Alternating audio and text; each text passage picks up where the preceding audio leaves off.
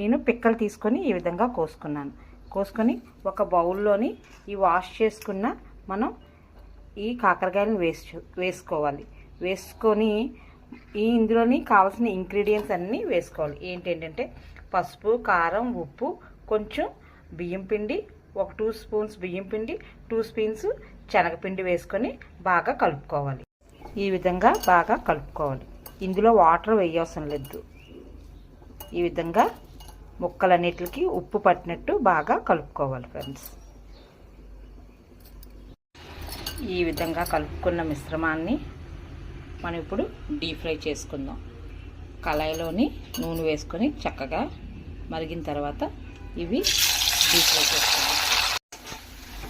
ఈ విధంగా brown colour వచ్చినంత వరకు ఫ్రై చేసుకోవాలి.